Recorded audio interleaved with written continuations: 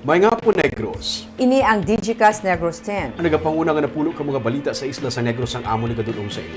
Update ninyo kami via Facebook, YouTube, kag sa KCAT Channel 11. Kag subong batian nyo kami live sa FM station nga 91.1 FMR Bacolod.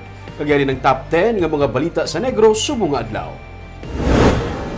Malapit sa 900 ka mga job order workers sa Bacolod wala may baluan kung diin nga naka-assign. Ay ni system itanauman nga makadula sa ghost employees. Taxi driver na bungguan sa salakyan, biktima. Yara lang sa hud sa salakyan sampay nagadalagan sa 5 kilometro. Electric vehicle plant plano ipatukod sa Bacolod City sa Chinese-Korean company. Governor Lacson magasapon kay Governor Digamos ang Negros Oriental sa manasud nga semana. Kag sa good vibes, barangay Biaw sa Binalbagan gindagsa sa mga turista. Vlogger nga nagpasikat sa lugar, nagbalik dito para mamudyot sang basura. Kinatanan sa Digicast Negros X. Sa number 10,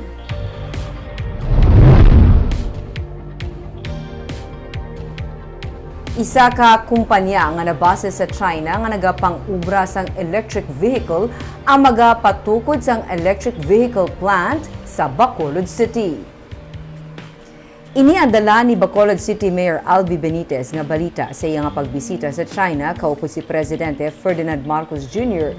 Suno sa alkalde, personal niya nga naistorya ang Chief Executive Officer sang Jiangsu Fengchuan New Energy Power Technology Corporation kag ini ang nagpabalo sa iya nga sa Bacolod na pilian sang kumpanya magpatukod sang planta sang electric vehicle. Bagay nga ginapasalamatan naman sang alkalde. May mga tiglawas na ang amo nga kumpanya nga nagapadulong sa Bacolod. Chinese kag Korean ang nag-collaborate para sa amo nga kumpanya. Ang ilang nga ginahimo nga electric vehicle ang ginahimo nga public utility vehicle. Ang China Trail ang interesado man nga magtukod sang Taytay kag iban pa nga infrastructure projects suno sa alkalde. And I'm happy to know that one of those companies that will be building electric vehicles has already identified Bacolod as their place of operations. So I discussed this with their CEO, the chairman. No? Adto din sila. In fact, may mga representatives na sila ng adto din. And they'll be opening up an electric vehicle plant.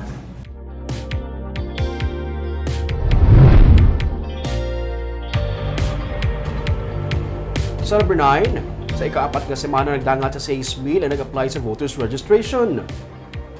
Sa report sa Negros Occidental Comelec, 6,023 ang kabilugan nga nag-apply para voters registration sa 4th week. Pinakamataas ini sandig sa record o kung sa record sa Comelec. Humalin sa nagsugod ang among registration. Ang datos ang nagalakip sang Bacolod City kasubong man sa bilog nga kabanuhanan kag syudad sa probinsya. Ang Bacolod City naka-record sang 2,084 ka-applicants for registration sa 4th week. Sa kabilugan, humalin December 12 to 7, 15,829 ang total registration.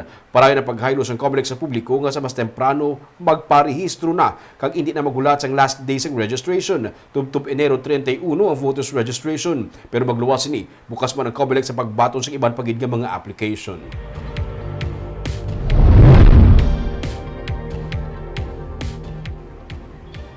Sa number 8,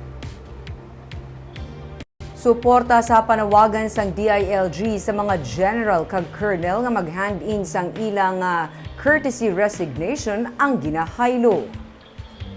Sang Biyernes, sa mga city director kag provincial director sa idalom sang Police Regional Office 6 na nagalakip kay Bacolod City Director Colonel Thomas Joseph Martir ang naglagda sang ilang courtesy resignation. Suno kay Lieutenant Judices Catalogo, ang Public Information Officer sang Negros Occidental PNP, as of press time, wala pa sang opisyal nga pahayag sa bahin ni Provincial Director Leo Pamitan. Si Pamitan suno sa iya ang padayon nga nagahulat sang advice sang National Headquarters. Nagpanawagan si DILG Secretary Benjamin Avalos Jr. sa mga high-ranking PNP officials nga maghatag sang courtesy resignation kasunod sang impormasyon nga may mga opisyal nga may kahilabtanan sa illegal nga droga. Nagapati si Governor Eugenio Jose Lacson nga ini nga tikang ang kabahin sang pamaagi sang administrasyon nga matinluan ang hanay. Sa press conference kay sang aga suno kay Lacson, luyag niya man mahibaluan kung nagsubmit man sang iya nga courtesy resignation si pamitan. Kaginahaylo niya ini nga magsunod sa panawagan sang ilang nga superior. Damlag pang Negros Association of Chief Executives kag League of Cities of the Philippines ang nagpagwa sang resolusyon nga nagasuporta sa panawagan ni Abalos. Suno kaya Bacolod Mayor Albi Benitez nga chairman sang LCP, kung of value ang isa ka opisyal, wala naman siya sang dapat nga ikahadlok. Would you encourage him? He has to follow, yes. That is the call of their superior, so they should follow. But I'm also hoping that for all those that are cleared naman, that they will be allowed to retain whatever position they are in. Sa number 7,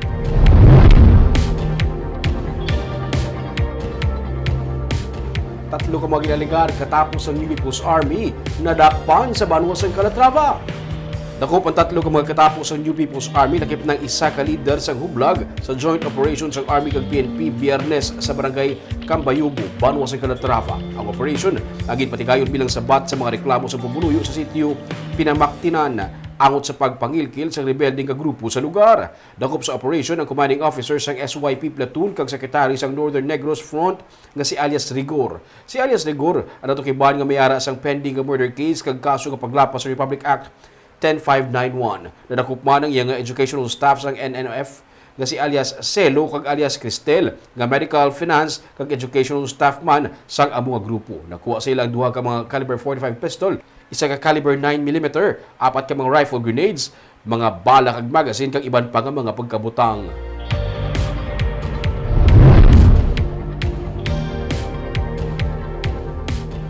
Sa number 6, lalaki nga na-missing sa nagligad nga bula na sapwan nga nagalutaw sa dam sa Ibi, Magalona. Nasapwan nga nagalutaw sang Sabado ang lawas sang isa ka lalaki sa dam sang National Irrigation Authority sa Barangay Consing sa Ibi, Magalona. Sunod sa PNP, una ini nakita sang nagapamunit sang Disyembre 27. Apang abi niya lawas ng ini sang sapat kag sa iya liwat nga pagpamunit sang Sabado, natukiban nga ini ang bangkay sang na-missing nga si Richard Oxenia, 46 anyos. Sunod sa pulis, nagpauli nga hubog sa Disyembre 26 sang gabi si Oxenia kag wala na makalabot sa ilang nga balay. Posible nga natumba dala sang kahulugbon. Sunod sa pulis, ang biktima kag naanod sa suba.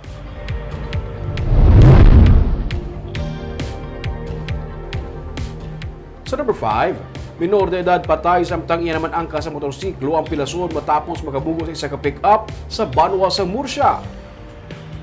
Patay ang 17 anyos na si John Michael Joaquin matapos makabunggo sa kahapon ng sining ginadala nga motorsiklo sa highway sa Barangay Salvacion sa Banwas sa Murcia. Pilason man ang 18 anyos niya nga angkas. Sa investigasyon sa PNP, nagadalagan sa opposite lane ang motor kag ang Toyota Hilux kag sa maglabot sa kurbada nga bangin sang dalan. Naglapaw sa piyak ka lane ang motor dito kag nagbunggo ini sa nagasugata nga Hilux. Then on arrival sa ospital ang minor de edad samtang padayon nga ginabulong ang iya nga angkas. Gidetain man sa Murcia PNP ang driver sang pick-up.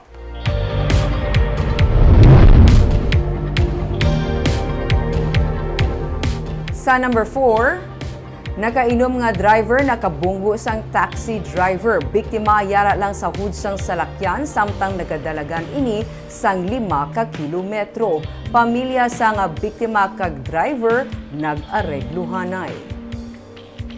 Irili subong nga adlaw ang 22 anyos nga driver sa salakyan nga nakabunggo kag nakapatay sa 58 anyos nga taxi driver nga si Leonilo Borbon sang Sabado sang kaagahon sa Dalan Araneta sa Barangay Singkang Airport sa Bacolod City. Ini matapos ang inisyal nga aregluhanay sang pamilya sang suspect kag sa pamilya sang biktima. Nabungguan sang salakyan sang suspect sang Sabado si Borbon nga nagtabok sa dalan gikan sa iya ginkan-an sa atubang sang Golden Fields Commercial Complex. Matapos mabungguan, nagdiretso pa sa pag-drive ang suspect bisan yara na nakaangot ang ulo sang biktima sa iya nga windshield. Sunod kay Major Jory Puerto, ang hepe sa Police Station 8, Posible dala sang kakulba kag kahulugbon man amo nga wala na naguntat ang 22 anyos nga suspect. Sa gasolinahan sa Bias Aquino Drive Tigay nga nahulog ang biktima gikan sa windshield kag dito na nagdalagan ang suspect kag nagsungka sa Police Station 2 bangod siya ang ginalagas man sang mga nakakita. Natala na magpirma sang affidavit of non-interest ang pamilya sang biktima sunod sa pulis. Gani wala sang kaso nga ipasaka batok sa suspect.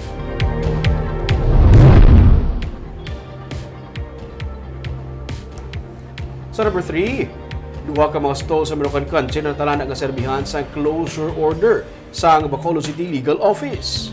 Natapos na ang plaso nga ginhatag sa syudad sa duha ka mga nagarenta sa stall sa Manukan Country. Gani kung hindi subong adlaw o sa buwas, serbihan sila sa closure order sa syudad. Sunod sa kay City Legal Officer Attorney Romeo Carlos Ting Jr., wala gid may nabayad nga kantidad ang nagarenta sa among mga stalls kag ang isa sa ila ang nagpadulong sa Bacolod City Government Center sang Biyernes hindi para magbayad kundi para mag-ayo pagid sang extension. Samtang may 12 pa ka mga nagarenta sa sang stalls ang kulang pa ang bayad sa syudad. Kalabanan sa mga rason sa mga nagarenta nga pigaw ang ilang income. Tamlag pa, gipapanaugan sa closure order ang mga stall owners bangod sa kapaslawan nga magbayad sang renta sa syudad sa Bacolod sa sulod sa pila na katuig pero padayon ang pagnegosyo sa Manukan.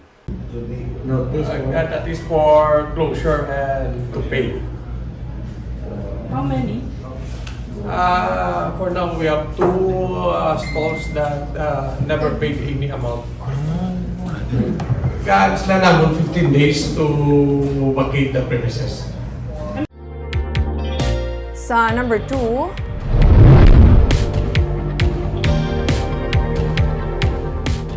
Governor Eugenio Jose Lacson ang magatinguha nga makigsapol kay Negros Oriental Governor Roel Digamo sini nga semana o kung sa masunod.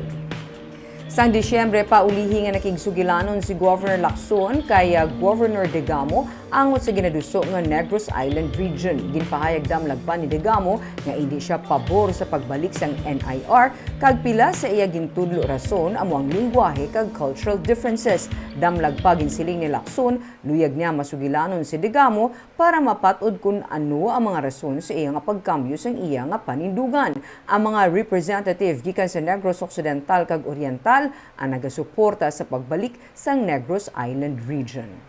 Well, the one time that I've talked to him was still last year, and we agreed to meet this year. No, in fact, today I was trying to reach. He cannot be reached yet. No, but probably there's no signal in that area. But yes, I will try to set a meeting with him. If not this week, next week. Kag sa numero 1 sa mga balita, subong adlaw.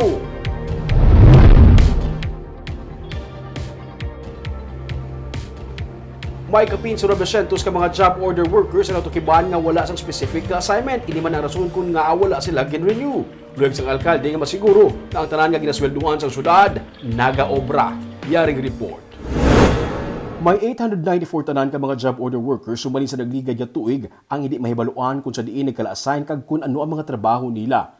Para malikawan nga may mga ghost employees sa Bacolod City Government Center, parayon ang pag-issue sa mga ID sa tanan nga mga JO nga may mga QR code. Sa ID, mahibaluan kung sa diin ini sila mga na-assign nga departamento. Iniman ang magaserbi nga time-in kag time-out nila pero plano ni Mayor Abby Benitez nga makabutang sang automated daily time record para mamonitor kung bala yara sa ilang mga assigned areas nagatrabaho ang mga JO. At the moment, amo pala na atong ginausar, but eventually you will have an automated DDL so that we will know exactly if they're working at their respective posts or not. Pagkitingnan natin, skin ng DPS natin ang ating mga street cleaners, no? Mabalad na kung din sila panlimpyo. Kasi taragin sila sa ilang lugar o ara sila sa balay nila, nagkakula. Dugang pa sang alkalde, hindi siya kahibalukon nga malapit sa 900 ka mga JO ang wala sa mga assignment pero sulo sa iya. Posible man nga ang mga proyekto kung sa diin sila na-assign ang natapos na pero na-hire sa gihapon ang mga JO. Para ma-address naman ang problema sa delayed nga sweldo kag pilahay sa pagkuha sang sweldo, gina-process na sa karon nga makakuha sang ATM cards ang mga JO sa Land Bank of the Philippines para sa bangko na maagi ang ilang mga sweldo. So tanan nga mga travelers right now will be paid through bank. So they won't have to wait like 2 months? They don't have to wait and they don't have to fall in line. Hindi na sila magpila. Starting this month, Mayor. Starting this month. Ang nalagas. The may registration process. Tanan nga mga may mga appointments are now actually being registered sa bank. In fact, hindi ko magsala, Land Bank was here. Yes. At the same time, they were getting their assignments. May 2,700 ka mga JO ang sudad sa karon. Kag ini naman sila ang may mga specific nga mga obligasyon. Kung may mga programa nga ipatuman ang sudad kag kulang sa tao, kaya naman magasugod sa pagdugang sa mga JO ang sudad. Suno pa sa alkalde, nga luyag nila nga makasiguro nga ang mga ginasweldohan nga mga JO nagatrabaho kag mag-hire lang sa tao kung kinahanglan. Sa Good Vibes,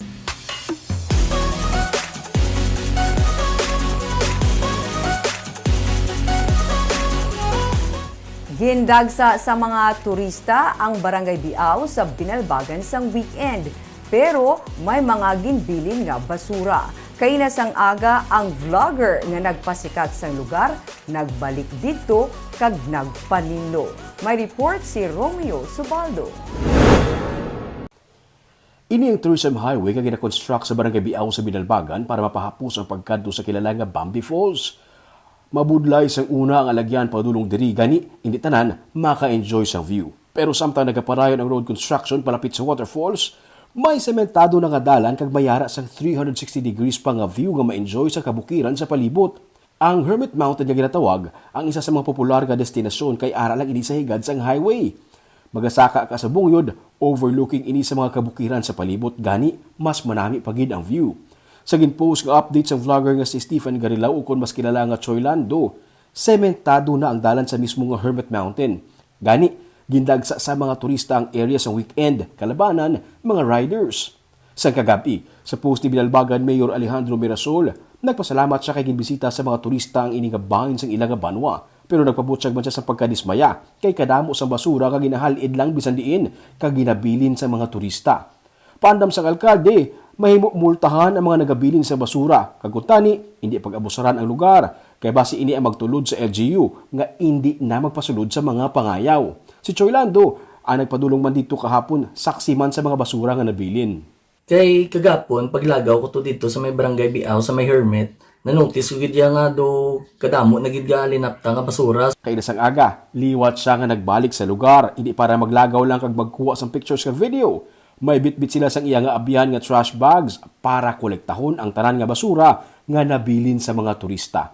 Istorya niya, luyag niya ipanawagan sa mga turista nga kuntani, hindi magbilin sa basura, kag siya na mismo ang nagpanguna sa pagtinlo sa lugar. So kagina sang aga, in-message ko nga ako migo, nga ginambala ko siya nga, may mabalik tato bala sa may Barangay Biao, mang mulot tato basura. So, willing man siya mag-upod sa akon. So nagkadto kami to sang aga, nagdala kami sang mga garbage bag, kag nang limpyo kami dito. Amas manami pagid, kaya mga nagalagaw man dito kay na nag-intra man sa pagpanilo sa lugar. Panawagan niya sa mga luyag magbisita sa lugar, bangin responsable kung ano ang ginadala sa lugar, dalon man pauli.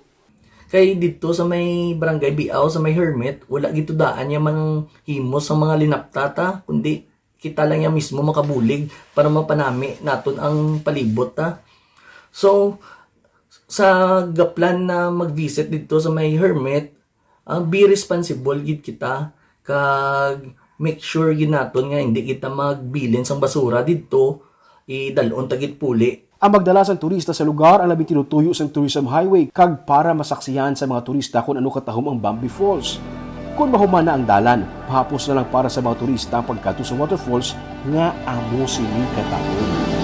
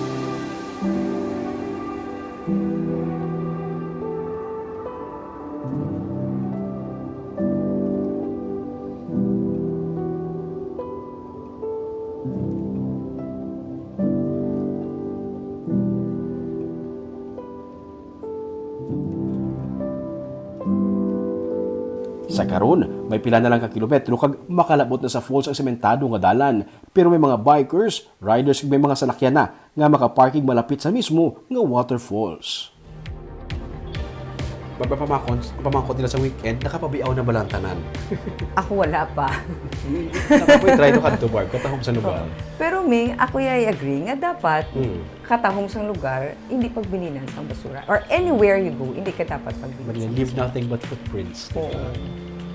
At least dapat sundon ta si Choy Lando. Tiluan na lang kung may makita tangahin ko. Be responsible. Kagamay itong mga balita sa Negros subong nga adlaw. Kay man sa panahon karon, importante nga may ihibalo ka sa nagakatabo sa imo nga palibot. Pero dapat balansa kay eksakto mga impormasyon. Padahin kami nga magapangalagad sa Negrosanon. Ako si Barbara Mijares. Tubtub sa buwas, ako naman si Romeo Subaldo, mayong hapon.